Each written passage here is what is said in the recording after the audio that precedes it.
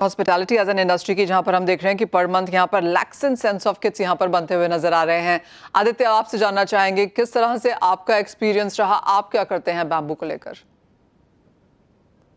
हमारा view actually bamboo को लेके काफ़ी डिफरेंट था। हम जानते थे कि इंडिया थर्ड लार्जेस्ट प्रोड्यूसर है बैम्बू का, बट जो ग्रोथ हमने सोचा कि बैम्बू में होगा, जो उसके यूज एप्लीकेशंस थे और यूसेज थे इंडस्ट्री में, वो इंडिया में इतने एक्सप्लोर नहीं थे। तो हम्म। जैसे अग्नि और चेतसी है, उनके डिफरेंट तरीके हैं बैम्बू को यूज़ करने के लिए। हमने सोचा कि जो वन टाइम यूज सारे प्रोडक्ट्स हैं उसको हम लोग कैसे बैम्बू से रिप्लेस कर पाए जिसमें हमारे ट्रीज नहीं कटे।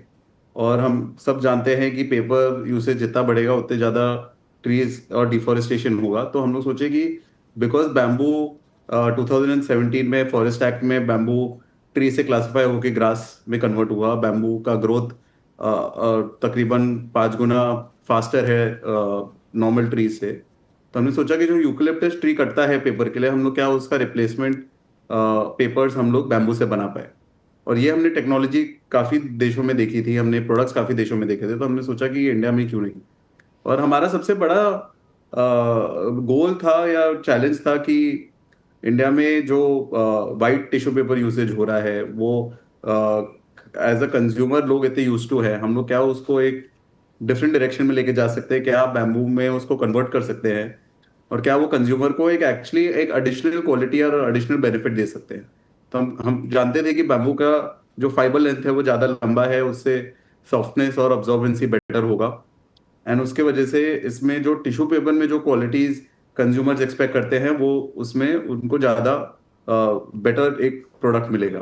तो हमने ऑलमोस्ट 5.5-6 साल पहले बैम्बू टिश्यू पेपर्स इंडिया में लॉन्च किए। जो पहले कंज्यूमर्स को वो क्लियर नहीं था कि बैम्बू टिश्यू पेपर्स कैसे वो लाइट ब्राउन कलर के लगते हैं, हम लोग कुछ ब्लीच नहीं करते उसको क्लोरीन का। बट ओवर द इयर्स हमने काफ़ी बड़े बड़े ब्रांड्स को भी ये टिश्यू पेपर्स में हमने उनको ओवरटेक कर लिया है। हमने इतने कंज्यूमर्स को हम लोग आज रीच करते हैं। आज बीको एज अ ब्रांड नोन है बिकॉज कंज्यूमर को वो प्रोडक्ट अच्छा लगता है और हमको मालूम है कि इन्वायरमेंट के लिए भी वो बेटर है। तो ये दोनों, कंज्यूमर को भी बेनिफिट देना और इंडस्ट्री और इन्वायरमेंट सोसाइटी को भी बेनिफिट देना, ये हमारा गोल था जो हम लोग बैम्बू टिश्यू पेपर्स के थ्रू अचीव कर पाए। हम्म। आदित्य, अगर स्केलिंग की बात की जाए तो जैसे आपने कहा 5 साल पहले आपने इसकी शुरुआत की थी, आपने टेक ओवर किया है यहाँ पर काफी हद तक कंपनीज को, तो क्लियरली आप कॉम्पिटिटिव भी होंगे इन सम सेंस या क्वालिटी में अच्छे होंगे। किस तरह की स्केलिंग आपने देखी है और आप क्या कहेंगे कि आपके वेरी पॉजिटिव या कॉम्पिटिटिव पॉइंट्स क्या हैं?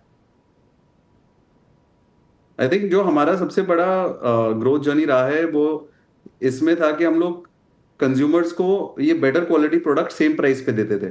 तो आज कोई टिश्यू बॉक्स अगर 100 रुपए का मिल रहा है कोई दुकान पे, तो हम लोग भी चाहते थे कि उसके वॉल्यूम और उसका मैन्युफैक्चरिंग ऐसे करे हमारे सप्लायर्स के थ्रू, पार्ट मैन्युफैक्चरिंग जो हम लोग करते हैं उसके थ्रू, कि हम लोग वो प्रोडक्ट कस्टमर को सेम प्राइस पे लेके आए। और पहले हम लोग अराउंड 20% वो एक्सपेंसिव थे, फिर हम लोग जितना हमारा वॉल्यूम और स्केल बढ़ता गया, जितना इनोवेशन बढ़ता गया, जितने हमारा टेक्निकल नॉलेज भी उससे बेटर होते गया, हम लोग वो इनोवेशन के थ्रू उसको ऑलमोस्ट सेम प्राइस पे लेके आ गए हैं।